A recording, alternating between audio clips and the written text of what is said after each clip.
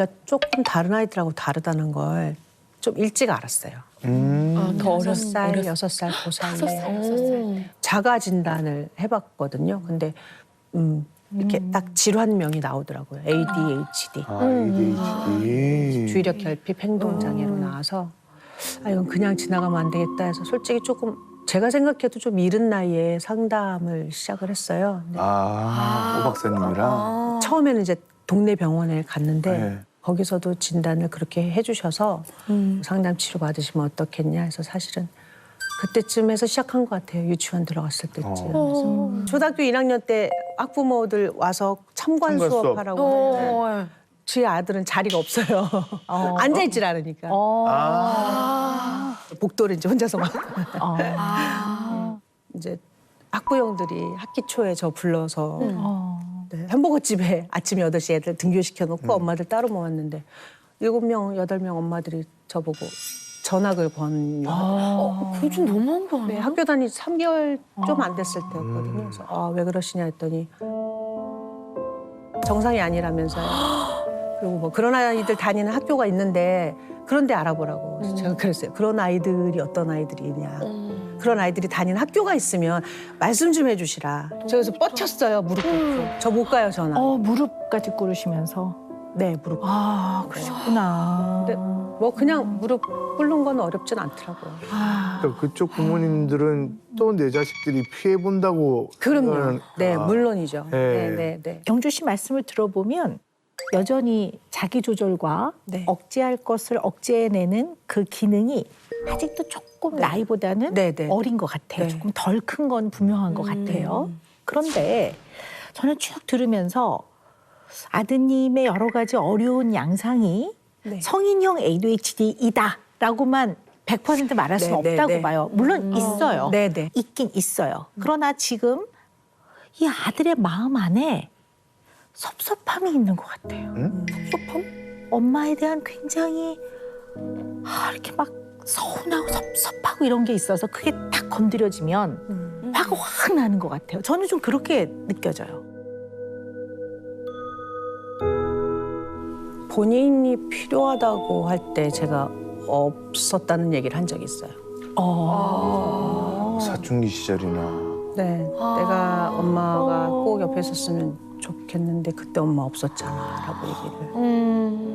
누구보다 제일 많이 자기를 안다고 생각하는데 결정적일 때 자기를 모르는 것처럼 말한다고 얘기하기도 했거든요. 올해 20살 됐다고 하셨고 지금 같이 살게 된 지 한 3년 정도 네. 됐다고 하셨는데 그러면 그 전에는 그 전에는 아빠하고 친할머니, 친할아버지하고 같이 살았죠. 네. 이제 이혼하고 나서 아빠랑 같이 지내면서 저는 이제 뭐 이틀이 멀어라 가서 만나서 밥 먹고 하고 하지만 아무래도 이게 같은 공간에서 같이 밥 먹고 숨 쉬고 눈 마주치는 게 아니니까 결핍이 있었을 것 같아요. 약간의 좀. 이혼을 하시게 된 이유나 이런 걸 좀 자세하게 설명을 해준 적이 있으세요? 네, 이혼이라는 얘기를 처음 꺼내고 나서 부모님께 말씀드리고 나서 나름의 노력을 했어요. 네.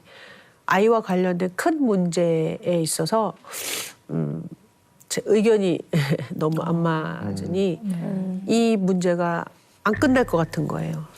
또 두 사람의 또 남성으로서 여성으로서의 또 감정에 대한 문제도 있었고 하다 보니까 둘이 안 좋은 모습을 아이한테 계속 보이느니 각자 살면서 건강한 모습을 보여주는 게 차라리 낫지 않겠느냐. 그리고 아이한테 설명할 때는 엄마는 여전히 네 엄마고 아빠는 여전히 네 아빠고 엄마하고 아빠가 한 공간 안에 살지 않는 건 엄마하고 아빠가 갖고 있는 문제인 거지 너 때문이 아니야. 그리고 아빠가 널 사랑하는 거 엄마가 널 사랑하는 건 전혀 의심하지 말아라. 네. 최선을 다하셨네요. 네. 네, 우리 주변을 보면 아이를 낳고 나서 육아관이 너무 달라서 부딪히다 보니까 너무 사이가 나빠졌어요. 이런 사람들이 의외로 꽤 있죠. 많아요. 네, 왜냐하면 각자 다른 사람이고 경험한 것이 다 다르기 때문에 이 둘이 아이를 낳았는데 이 아이를 바라보는 듯이 어떻게 키우겠다는 거는 굉장히 다르거든요.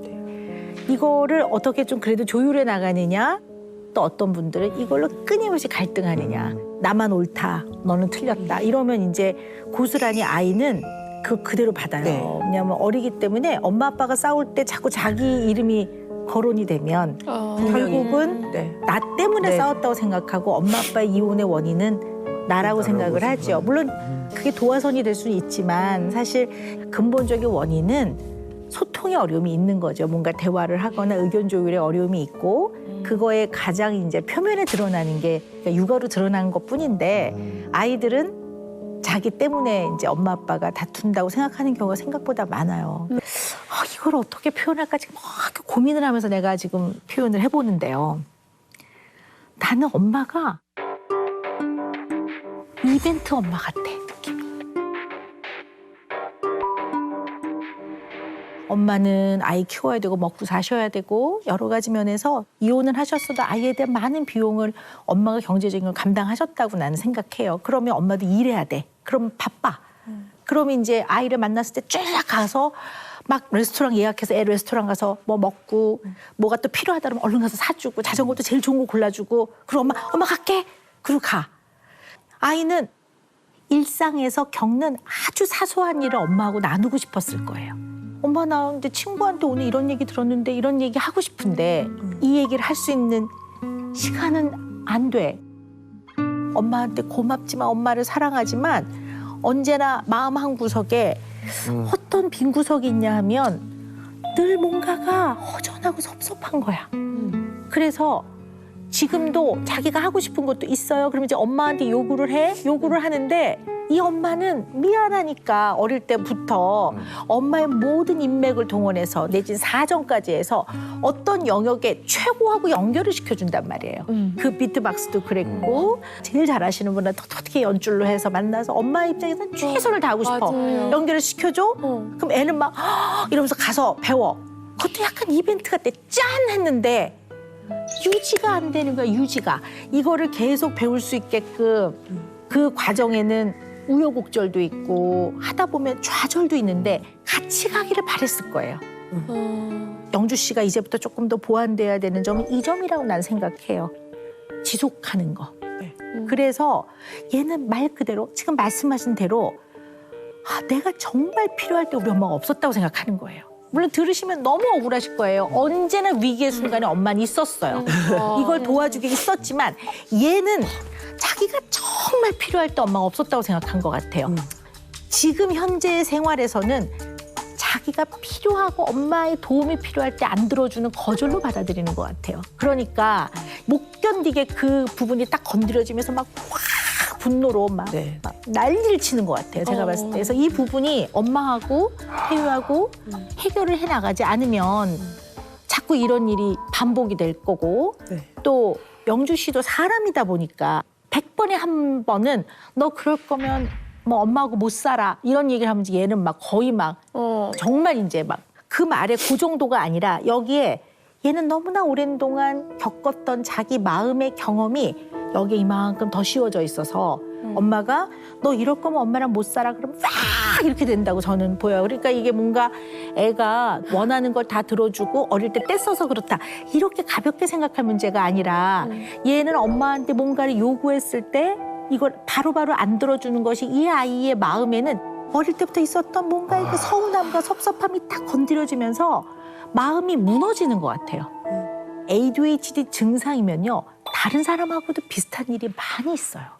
그런데 이 아이가 밖에 나가서는 비교적 사람들하고 어릴 때에 비해서는 지금은 그렇게 트러블이 없다면 그거는 물론 아직 채 치료되지 않은 증상이 남아는 있지만 그리고 이걸 앞으로 어떻게 할 것인지는 본인하고 좀 의논해 나가야 되는 부분이지만 이것만이 아니라 이 아이는 좀 엄마와의 뭔가 관계 이걸 좀 더 깊이 보면서 풀어가야 될 부분이 좀 있다고 보는 거죠. 배우자가 지금은 없으니까. 네. 그렇죠. 힘들었기 때문에 좀 안 좋은 결과물들이 나왔겠죠. 제가 쉽게 결정을 좋은 사람으로 내리고 아니면 쉽게 저 사람은 나랑 안 맞아라는 결정을 내리고 그냥 멀리 하든 가까이 하면 너무 가까이 해서 그냥 다 퍼주고 내 거를 다 그냥 양보하고 좀 그런 성향? 그러면 안 좋을 땐 되게 상처받잖아요. 그럼요. 상처받고 막 그럼요. 그걸 갖다가 자꾸 이제 후회하게 되는 일들이 되게 많이 생겼어요. 지금까지도. 네. 그거는 좀 계속 반복되고 있는 중인 것 같아요. 그래서 좀 안 그러려고 노력은 해요.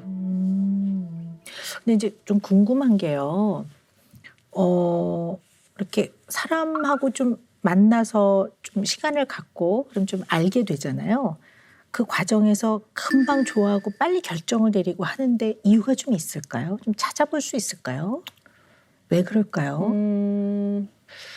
왠지 모르겠는데 누군가가 이제 저한테 다가오면 그래 누가 나를 이 사람 말고 누가 나를 좋아해 주겠어 이 생각을 되게 많이 했어요. 그러니까 되게 자기 비하? 그런 생각을 그래 내가 이제 어떻게 또 시집을 가겠어 이 사람이 날 좋아해 주는 게 얼마나 고마운 거야 그냥 그런 생각을 되게 많이 해서 쉽게 결정을 할 수 있었던 것 같아요. 그러니까 집에서는 좀 더 만나보고 좀 더 알아보고 너랑은 이런 면이 안 맞을 것 같으니까 다시 한번 생각해봐라고 이제 얘기를 해도 아니야. 막 보호하는 거 있잖아요. 아니야 나래가 얼마나 착한데 정말 나를 위해서 온갖 걸 다 버릴 수 있는지 이렇게 얘기했는데 나중에 알고 봤더니 아니야. 이런 식으로 이제 좀 결과물이 안 나왔던 거. 근데 뭐 배우자 입장에서는 또 제가 너무 급한 성격이 힘들었을 수도 있는 거고요. 좋은 결과물들은 안 나온 게 좀 이렇게 좀 지켜보면서 좀 알아가면서 천천히 관계를 쌓아가지 못했던 것도 큰 이유 중에 하나일 것 같아요. 이 질문이 조금 아플 수도 있어요. 아연 씨 마음에 조금 아플 수 있는데 그래도 제가 이 얘기는 좀 하는 게 도움이 될까 싶어서 이제 제가 조심스럽게 이 질문을 드려요. 여러 번 경험을 하면 경험이 반복되어질수록 학습이 일어나서 다음번에 똑같은 경로로 가지 않고 조금 더 발전을 하는 게 일반적이거든요. 근데 결혼을 하는 문제에 있어서는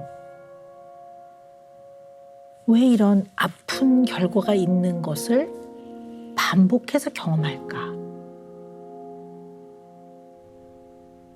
저도 그게 궁금해요. 왜 그럴까 하는 거죠. 생각해 봐야 될 것 같아요.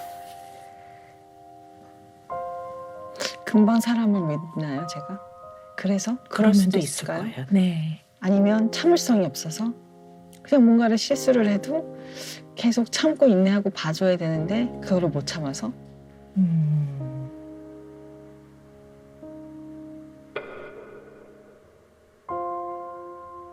뭘까요? 분명히 저한테 있는 문제일 텐데 제가 실수한 거고 제가 판단해서 결혼했고 제가 판단해서 또 이혼했고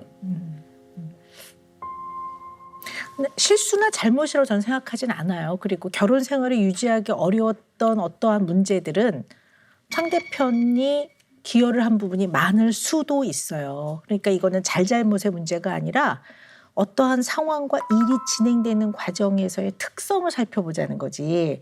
아연 씨가 뭘 잘못하거나 실수를 하거나 그런 관점으로 볼 필요는 없을 것 같아요. 왜냐하면 매 순간 다 사람은 최선을 다하거든요. 어쨌든 속전속결로 굉장히 빨리 결혼을 하고 결혼 생활을 끝내는 것도 속전속결인 편이니 이것이 또 여러 번 반복됐다면 파악은 해봐야 될 것 같아요. 그래서 말씀드리는 거예요. 잘못하신 건 아니에요.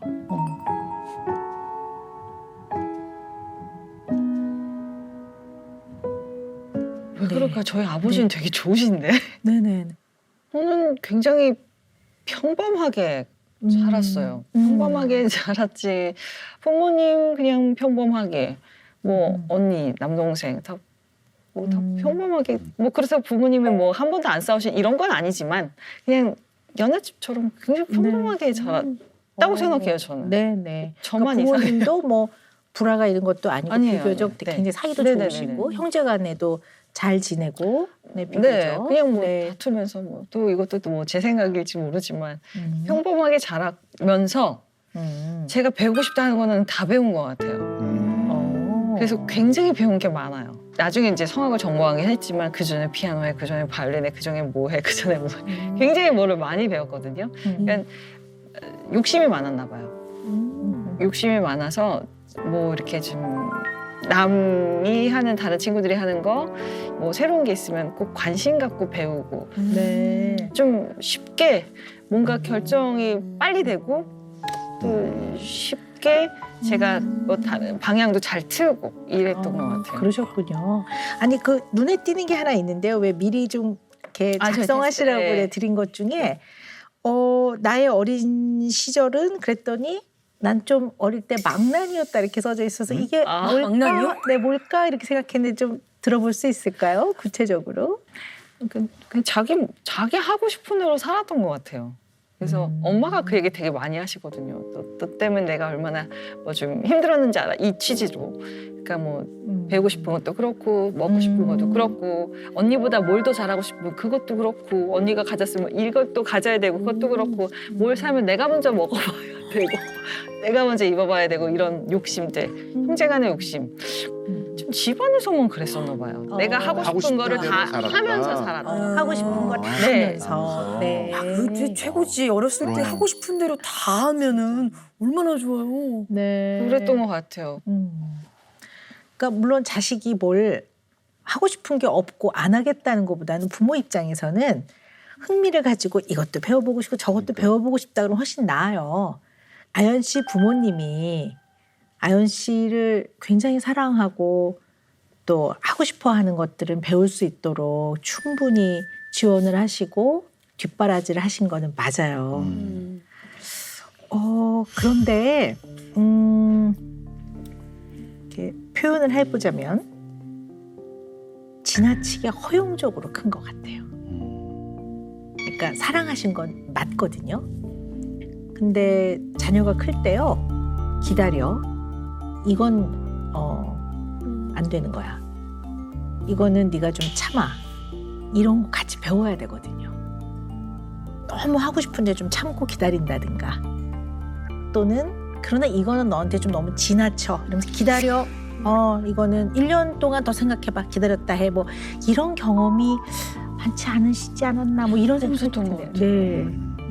네. 네. 그렇게 뭘 좀 기다리고 그런 훈련은 안 해본 것 같아요. 네네. 네.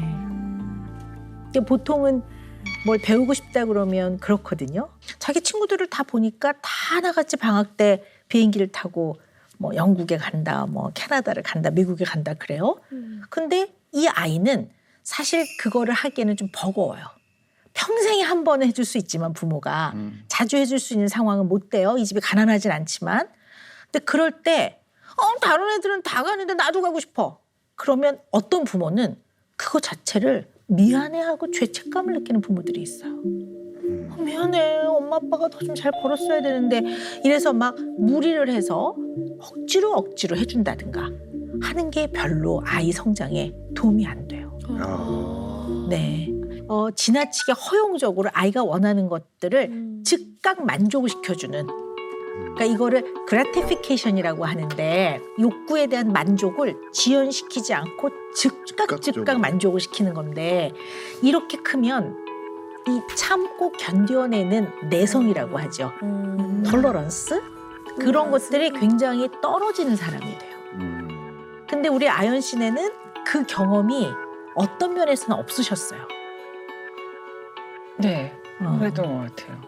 예를 들어 나 이거 그만할래요. 그러면 그래도 한 달을 더 해보고 충분히 생각해보고 다시 우리 결정을 해보자 라든가 어떤 욕구에 대한 만족을 뒤로 미루면서 지연시키는 경험을 되게 많이 시켜야 돼요. 아예 그럴 거면 그냥 포기했던 것 같아요. 네, 네. 저희 앞에서 한 번도 싸운 적이 없어요. 근데 서로 힘들어하는 게 그땐 보였다기보단 서로 멀어지고 있구나가 보였고 엄마가 너무 버거워 보였어요.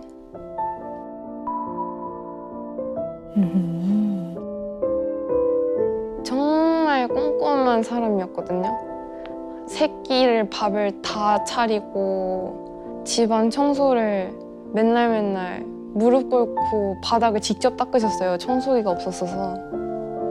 진짜 열심히 사셨는데 갑자기 아무것도 안 하시는 거예요. 쓰레기 쌓여도 쳐다도 안 보고 번아웃이 오셨던 것 같아요. 요즘 악플도 많이 달리고 늘 시달리는 일이 있는데 되게 쿨하게 넘어간다고 생각하면서 아무렇지도 않아 하세요. 근데 되게 속으로는 곪고 있는 게 제 눈에 보이는 것 같거든요. 속으로는 계속 힘든 것 같아요. 계속 병원도 다니고 아무렇지도 않다는 듯이 얘기하는 게 좀 답답해요. 제가 약간 쿨병이 있거든요. 그래서 괜찮은데? 뭐 아무렇지도 않은데? 예를 들면 이제 이혼하고 나서 잠을 못 자서 이제 수면제를 처방받으러 병원에 갔더니 왜 잠을 그렇게 못 자냐? 평소와 다른 일 없었어요라고 하는데 평소와 다른 게 없는데 글쎄 최근에 이혼이요? 이랬더니 의사 선생님이 깜짝 놀라더라고요. 큰일이라고 생각하는 게 게이지가 좀 넓은가 봐요. 근데 몸은 반응하고? 아니 저는 이제 쭉 들으면서 귀에 딱 꽂히는 게 있어요. 쿨병. 그러니까 쿨하다 그러면 연연해하지 않는다 내지는 뭐 그냥 그렇게 너무 신경 써서 괴로워하지 않는다. 제대로 발을 집어넣고 이렇게 들어가 보면 창피하다든가 내지는 좀 부끄럽다든가 아니면 그거 생각하면 좀 마음이 아프다든가 내지는 좀 괴로울 때 요거에 발을 안 들여놓으려고 할 때 뭐 근데 좀 쿨하잖아 이러면서 그냥 싹 넘어가려는 면도 좀 있을 수 있죠. 뼈꼬리는 조언하자면 우리 가연 씨의 이혼에 대한 쿨병 그거 불합니다. 네. 오 라임. 오 라임. 근데 그 20년을 잘 버티셨단 말이에요. 근데 이혼을 이제 결정을 하시게 된 데는 뭔가 계기가 좀 있을 것 같아요. 굉장히 조심스러운 질문이에요. 부모님이 10년 넘게 누워 계셨기 때문에 우울증이 있으셨어요. 그래서 그런 것들을 남편한테 다다다다다 하면서 싸우지 않았기 때문에 혼자 털어냈어야 됐거든요. 힘들었지만 그거는 다 참을 수 있었어요. 다 감내할 수 있었고 그게 근데 사실 일에 관해서 굉장히 좀 부딪히는 일이 많았거든요. 근데 오랜만에 영화에서 배역이 큰 역할이 들어왔는데 시나리오를 딱 봤는데 너무 욕심나는 거예요. 그 영화는 좀 수위가 높은데 그래서 남편과 상의를 했는데 남편이 너무 흔쾌히 너무 멋있게 네가 너무 하고 싶다면 해라고 허락을 해줬어요. 그래서 멋있게 허락을 해줬다고 생각했는데 그랬는데 이제 영화가 시작되면서부터 이제 자꾸 부부싸움이 생기더라고요. 그런 수위 높은 장면을 찍으면 사실 배우들이 현장에서 굉장히 힘들어요. 아, 그렇죠. 그쵸. 근데 본인이 더 수치스러워하는 거에 내가 달래줘야 하는 게 너무 화가 나는 거예요. 나는 충분히 현장에서 힘들다가 왔는데 집에 와서도 또 달래줘야 되는 게 또 힘들더라. 2년 동안 그 영화 하나로 인해서 생기는 싸움이 부부가 아예 대화가 단절이 돼버렸어요. 제가 거기에 너무너무 실망을 하다 보니까 결국 개봉날 이혼해가 된 거예요. 경제적 어려움이 있을 수 있고 부모님 가실 데 없고 힘드시면 제가 모실 수 있고 아이가 별나면 별난 아이 힘들게 키울 수 있고 아이가 둘이면 둘 키울 수 있고 남편이 경제적으로 안 되면 제가 더 벌 수 있어요. 다 할 수 있는데 좀 무시당한다는 느낌에 아마 그게 못 참았던 것 같아요. 얘기를 안 하고 혼자 쌓아놓는 걸 보면서 되게 답답해 했었는데 두 분이서 헤어지시고 너무 오랜만에 방송에서 만났잖아요. 그래서 저는 이번 기회에 둘이 20년 만에 아빠한테 제대로 된 사과를 엄마가 받고 아빠도 이번 기회에 엄마를 이해하고 그런 모습들을 보면서 좀 후련했어요. 저도 같이. 장점으로 보자면 내면에 힘이 좀 있어요. 힘이. 에너지가 있어서 무슨 문제가 딱 생기면 이 문제를 성실하고 책임감 있게 해결하기 위해서 무지하게 노력을 하시는 분이에요. 그래서 이런 분들은 반대편에 있는 사람, 예를 들어 문제를 적극적으로 해결하지 않는 사람은 성의가 없고 내지는 무능하다라고 느껴질 때가 있을 수 있어요. 그러니까 아마도 전 남편분이 아주 빠르게 적극적으로 해결을 안 하는 그 문제 해결 방식이 가연 씨 입장에서는 성의가 없고 마음에 어떤 그 벗이 되지 않는다고 생각을 한 것 같아요. 근데 문제는 뭐냐면요. 이 문제가 발생한 다음에 해결은 잘 하시는데 이 문제의 시작점은 잘 안 보는 것 같아요. 집안에 이제 경제를 가연 씨가 다 생활비를 번다고 한번 생각해 봅시다. 근데 전 남편분이 뭐 이제 곡을 쓰시든가 해서 약간 목돈이 들어왔어요. 근데 만약에 예를 들어 전 남편분이 그거를 원래 식구들, 뭐 형님이든 어머니한테 그 돈을 줬어요. 그러면 그 돈을 떠나서 그거는 반드시 의논을 미리 했어야 되는 문제이거든요. 그러면 이 문제를 짚고 넘어가야 된다고요, 사실은. 이 문제가 발생한 지점에서 이 문제의 본질을 보고 이걸 다루어야 돼요. 이거는 문제야. 왜냐하면 우리도 좀 돈이 필요해, 아이들을 키우려면. 근데 이거를 나와 의논하지 않고 이렇게 처리한 거는 이건 사실 있을 수가 없어. 그리고 당신이 이게 한 번이 아니라 여러 번 그랬기 때문에 이건 굉장히 문제야. 문제야. 그 다음에 어떻게 처리할래가 돼야 되는데 우리 가연 씨는 문제가 딱 생기면 아 됐어, 쿨하게. 아 됐어. 됐고 뭐 집문설 날린 것도 아니고 그래 됐어. 됐고 그 다음에 이제 문제 해결 방식을 무지하게 적극적으로 찾아요. 이 돈을 내가 메꿔야 되니까 이걸 어떻게 해결할까? 본인이 동분서주를 하는 거예요. 그러면 이걸 하나 더 찍고 그러면 여기서 좀 모자라는 돈은 이걸 또 더 하나 배역을 맡고 이렇게 해서 내가 해결을 해야지 이렇게 20년을 살아왔을 수도 있어요. 이거 그냥 제 생각이에요. 맞아요. 본질 가지고 싸우는 게 너무 힘들어요, 선생님. 그걸 가지고 싸우는 그 과정이 너무 피곤하고 싸우는 거 자체가 너무 스트레스예요. 빨리 해결해버리고 뭐 이런 섹시 화보 막 이런 것들 막 남편 허락 없이 촬영한 적도 있어. 빚이 쌓이고 돈이 너무 많이 목돈이 갑자기 점점 쌓이고 비니까 화보를 찍으니까 이제 몇 천만 원씩 주잖아요. 그래서 남편한테 말하면 허락은 안 할 테고 나는 이걸 빨리 메꿔 놓고 싶고 당장 이 빚은 꼭 갚아내고 싶고 그래서 몰래 사인했다가 남편이 기사 보고 알아가지고 전 또 너무 죄인이 되는 거예요. 돈이 너무 많이 주니까 이렇게 돈은 벌고 내가 수치스러운데 왜 내가 혼나고 있지를 이게 나이 들고 나서가 내가 왜 그때 그랬었던 거지가 막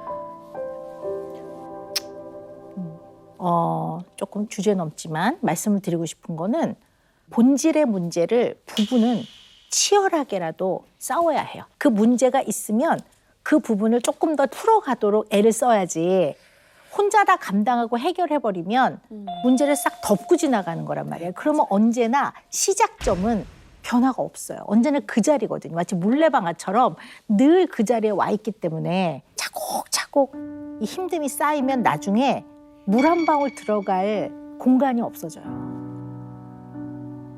그러면 이제 더 이상 버티기 어려운 거죠. 그래서 생각해보니까 제가 너무 미안한 거예요. 이렇게 매번 싫다고 좀 해줬어야 됐는데 내가 너무 매몰차게 한 번에 내친 것 같아서 또 너무 한꺼번에 방송을 통해서 나쁜 사람을 만든 것 같아서 그래서 그랬군요. 정말 이제부터는 가연 씨는 쿨병에서 나오셔야 될 것 같아요. 네. 지금까지 열심히 살아오셨고 그게 가연 씨의 장점이자 원동력이긴 해요. 근데 문제 발생의 그 지점, 가장 본질을 쿨하게 넘기는 사람들은 상대방도 그럴 거라고 생각하는 면이 많아요. 그리고 상대방이 힘들어서 징징대거나 그러면 쿨하게 반응해요. 아니 뭘 그래, 이거 해결하면 돼. 뭐 이런 식으로 자꾸 해결 방법을 얘기하지 실제로 그 문제의 본질에서 느끼는 감정을 충분한 시간 동안 충분한 양만큼 서로 공감하고 느끼는 게 빠질 수 있거든요. 그러니까 사실은 이제 이혼하시면서 내가 꿋꿋하게 견뎌야 돼. 아이들을 위해서라도. 이렇게 본인의 마음을 이렇게 단둘이 하고 이러는 것들에는 굉장히 신경을 많이 쓰셨는데 아이들이 사실은 디테일하게 이 과정에서 좀 많이 힘들어하는 면이 있다라는 거를 잘 못 볼 수도 있어요. 단순하게. simple is the best인 경우들도 있거든요. 단순하게 하는 것이 최선의 방법일 때도 있거든요. 그냥 느껴지는 감정대로 아 이거 정말 힘들다.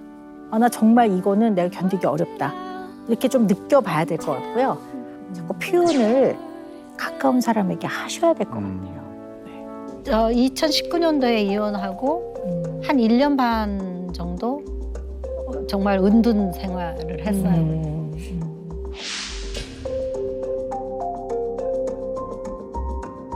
아니 2억도 아니고 2억도 큰 돈인데 왜 그 많은 걸 다 선생님이 떠안으셨을까 하는 거에는 굉장히 궁금해할 것 같아요. 한꺼번에 제가 다 떠안은 건 아니고 뭐 부부니까 뭐 남편이 저기 어려울 때 부인이 도와줄 수도 있는 거고 부인이 어려울 때 남편이 도와줄 수도 있는 거고 아이들이 있으니까 그렇죠. 뭐 그런 거 서로 편안하게 살면 좋은 거지 못 보는 것도 아니고 김동현 씨가 그렇게 나쁜 사람이 아니에요.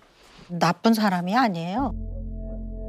이제 가장 이혼하게 된 그 내용은 서로 좀 편안하게 살아보자. 싫어서 그런 것도 아니고.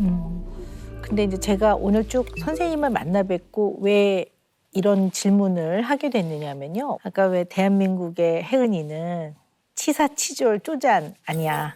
나는 그냥 내가 책임질 수 있는 부분 책임져. 그런 분이신 것 같거든요. 그러니까 어쩌면 돈 때문에 이혼했다는 소리는 안 듣고 싶으셨던 것 같아요. 돈 때문에 이혼했다는 소리는 안 듣고 싶으셨던 것 같아요.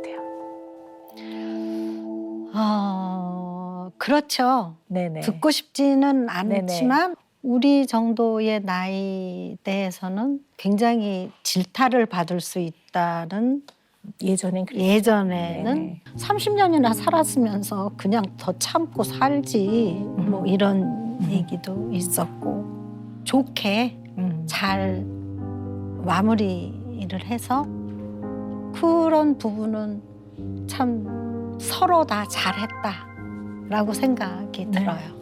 근데 이제 선생님도 그거를 최선을 제가 볼 때 다 하셨던 것 같아요. 결혼 생활을 어떻게 하든 잘 꾸려가 보려고 노력을 하셨던 것 같고요.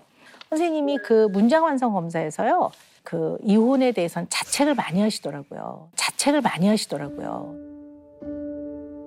내가 가장 인생에서 저지른 큰 잘못은 내가 끝까지 가정을 지키지 못한 것이라든가 가장 내가 잊고 싶은 만큼 힘든 건 이혼. 이런 것들. 그래서 이혼에 관련된 아직 상처가 선생님 마음 안에 많은 것 같아요. 그리고 그게 자책을 좀 많이 하시는 것 같아서 좀 사실 염려스럽고 그렇습니다. 선생님 마음 한구석에 자꾸 이런 마음이 자책 비슷한 마음이 드는 거는 팬들의 대중들의 평가도 영향을 많이 주는 것 같아요.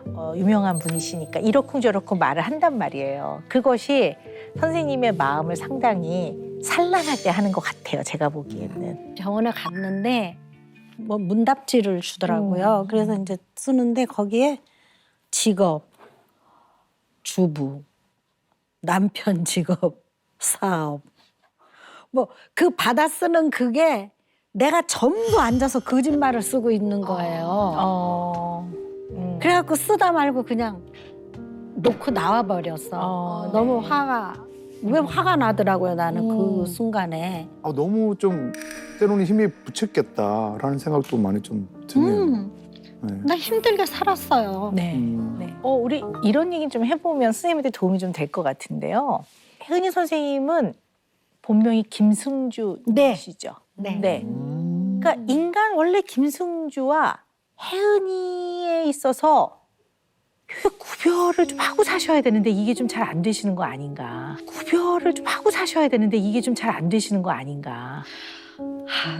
저도 공감합니다. 네네. 혜은이라는 이름으로 더 오래 살았기 때문에 그 김승주라는 이름이 오히려 어떤 때 낯설기도 해요. 내가 어디가 아파서 병원을 갔다. 그랬을 때 김승주님 하고 부르면 이렇게 내 본명은 아무도 모르니까 잘 김승주로 불리워질 때는 그래도 마음이 좀 편안해지는 건 있어요. 네네. 저를 가지고 좀 예를 들어본다면 오은영 박사님? 그러면 저는 병원에 가서 진료를 볼 때는 정신건강의학과 전문의이고 또 제가 글을 써요, 선생님. 제가 네네네. 작가예요. 네. 그때 또 작가고 요즘 쉽게 표현하면 이런 것들을 부캐라고 보면 부캐들이란 말이에요. 혜은이 선생님은 가수 혜은이가 부캐란 말이에요. 김승주가 원래 사람인 거고. 근데 워낙 이 부캐인 가수 혜은이가 너무나 큰 영역이었기 때문에 부캐에게 잠식당한 느낌이에요. 김승주가. 잠식당한 느낌이에요. 김승주가. 혜은이는 노래를 부르는 무대에서만 혜은이면 되거든요. 네. 그러니까 무대를 딱 내려오면 김승주면 되는데 일상생활에도 다 혜은이였던 것 같아요. 냉정하게 말하면 정말 뼈골 때리게 말씀을 드리면 본캐는 김승주예요. 그러니까 무대에서 가수 혜은이는 완벽해야 되고 최고여야 되고 근데 무대에서 내려온 김승주는 뭐 어떨 때는 밥솥도 못 열고 양파도 못 썰고 뭐 그래도 되거든요. 근데 그 잠식은 당했는데 제가 제일 행복할 때는 무대에서 노래할 때거든요. 할 수 있고 자신 있고 정말 무서울 게 없는 게 노래밖에 없어요. 무대 위에 있는 시간. 네, 무대에 있는 시간. 가수 혜은이는 김승주에서 혜은이는 몇 살 때부터 시작이 된 거예요? 베이비 쇼라고 그래가지고 네, 그 프로덕션을 하셨어요. 그래가지고 거기에서 이제 영향을 받았는지 그건 모르지만 19살 때 학교 졸업하던 해에 바로 보증을 잘못 쓰셔가지고 야간 없어 극장식 맥졸 제가 가장이 돼야 해서 노래를 시작한 거예요. 네. 어떻게 보면 대중이 원하는 모습으로 약간 만들어진 면도 있는 거예요. 그게 가식이란 뜻이 아니라 이러길 바라는 모습이란 말이에요. 그런 모습으로서 존재했을 때 인정을 받았기 때문에 사실은 그러지 못한 모습으로 존재할 때 불편하신 것 같아요. 그 김승주를 어떻게 생각하시느냐가 되게 중요할 것 같아요. 조금 더 뼈골 때리게 얘기를 해보면 이혼을 한 거는 김승주예요. 혜은이가 아니라. 혜은이는 무대에서 노래 부를 때만 혜은이라니까요. 그러면 아이도 낳고 집을 사기도 하고 땅을 팔기도 하고 또 가족하고 놀러 가기도 하고 결혼도 하고 이혼도 한 사람은 혜은이가 아니죠. 김승주거든요. 그러니까 본캐 김승주로서의 삶을 어떻게 생각하냐 굉장히 중요한 것 같아요. 박사님 말씀을 듣고 보니까 김승주라는 존재는 없었던 것 같네요. 없었던 것 같아요. 뭐 언제나 선생님은 혜은이로서 존재했기 때문에 너무 힘든 인생이었을 것 같아요. 제가 네. 가수로서의 혜은이는 이제까지 한 걸로도 충분해요. 전 그렇게 봐요. 저는 대한민국 여자 가수 혜은이 선생님 이러거든요. 그럴 정도로 저는 100점 만점에 100점 드립니다. 근데 인간 김승주로서는 더 멋있어요. 왜냐하면 30년 산 배우자와의 그래도 신의를 지키려고 노력해본 거. 마지막까지 삶을 최선을 다해본 거는 혜은이가 아니죠. 김승주죠. 그리고 두 딸과 아들을 정말 엄마로서 역할을 하시는 모습은 혜은이가 아니라 김승주죠. 그리고 무대에서 내려와서 후배들한테 밥 사주는 치사하지 않은 우리 선생님도 혜은이가 아니라 김승주예요. 그러면 김승주로서의 삶도 썩 멋지죠. 감사합니다. 네, 정말 멋지죠. 네. 지금까지 살아오면서 오늘 김승주란 이름을 가장 많이 불려오신 제가 것 많이 같아요. 불렀거든요. 네, 정말이에요. 어릴 때 빼놓고 네. 오늘 제일 많이 불려졌어요. 음.